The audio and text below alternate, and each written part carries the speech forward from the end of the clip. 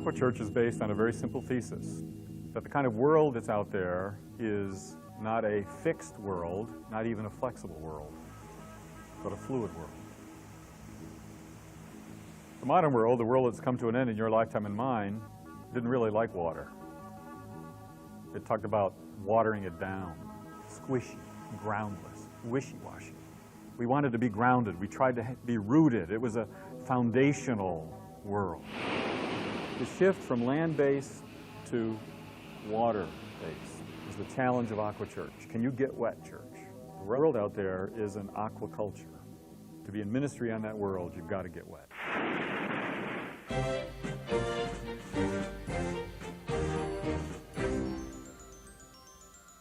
The most elementary yet elemental of the leadership arts, the most basic navigational skill, is the ability to locate yourself in relationship to a fixed point.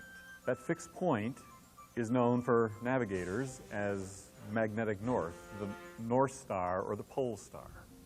Now, what's interesting about the pole star is that, first of all, although it never changes, it looks differently depending on where you are in the northern hemisphere. It's the same North Star, but appears differently in China as it does in Canada.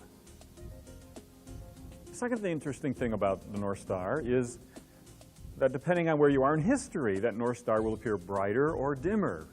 We know this from the precession of the equinoxes and other things about the wobble of the Earth on its axis. But sometimes that North Star really dazzles, and other times it's dim. The art of spiritual navigation, we too must begin with this most elemental but elementary navigational skill. Locating our life, our church, our ministry in relationship to that fixed point. And we have a fixed point in Jesus the Christ.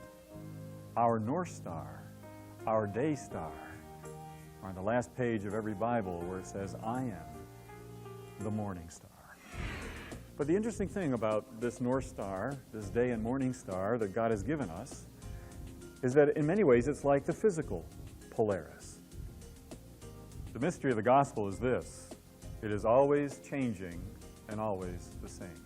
Jesus is the same yesterday, today, and forever, but Jesus is fresh every morning. A Jesus in China is the same as a Jesus in Canada, but that Jesus looks very differently in China than that Jesus looks in North America. I happen to believe in the modern world, the last 500 years, the world that's come to an end in your lifetime and mine, and this fixation that we've had on rational, logical, linear, propositional truth, that North Star dims somewhat.